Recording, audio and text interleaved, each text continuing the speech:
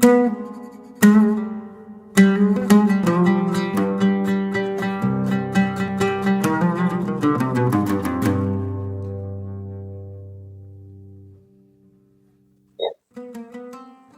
مساء الفل.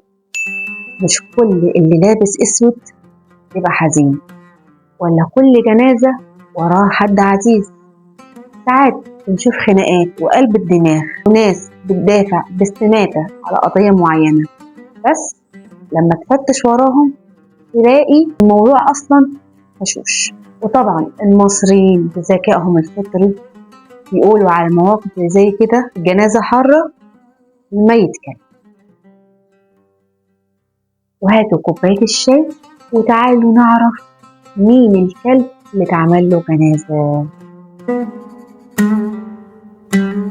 ياه، مجمعنا عالطبلية وريحة زمان الفهية، أصل المثل وقصة أكلة وحكمة مصرية عافية، بين حارة وسكة وبيت قديم بنصون تراثنا العظيم.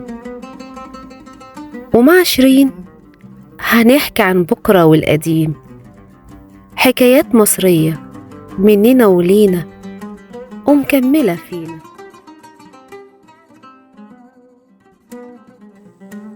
بيحكوا إن كان في راجل برابي، يعني بيطلع فلوس بالفايدة، وكان غني جدا، بس كان قلبه قاسي وما كانش حد في المنطقة بيحبه خالص. الراجل ده كان عنده قلب يحبه جدا جدا وبيعزه أكتر من البني آدمين. بس لما الكلب مات الراجل خاف إن محدش يجي يعزيه أو يواسيه أو يطيب خاطره بكلمتين عشان الكلب اللي مات. فعمل إيه؟ راح مستغل نفوذه وفلوسه وأجبر العمال اللي عنده والناس المديونين ليه إنهم يعملوا جنازة كبيرة قوي، وكلهم يمشوا في الجنازة ويصوتوا ويعيطوا ولا كأنه حد غالي عليهم. يعني الآخر عمل جنازة للكلب. وطبعا الجنازة دي مشيت في المنطقة ولا كأنها جنازة حد غني، حد من الأعيان، حد صاحب مقام في الدولة، والناس ماشية وتصوت وتعيط طبعا بالإكراه. وهم ماشيين في المنطقة بالجنازة أهل المنطقة التانيين عمالين يبصوا إيه الجنازة الكبيرة دي؟ هو مين اللي ميت؟ أكيد حد تقيل قوي.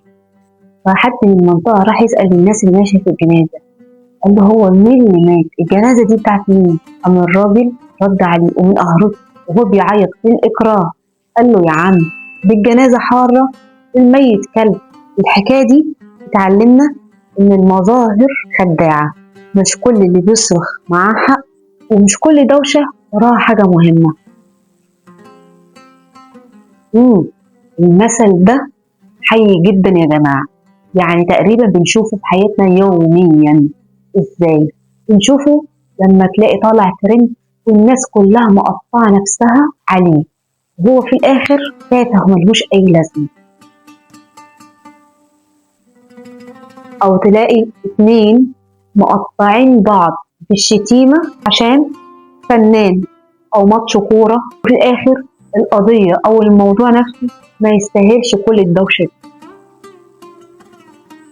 الخلاصة ما تخليش حد يضحك عليك في حارات الجنازة.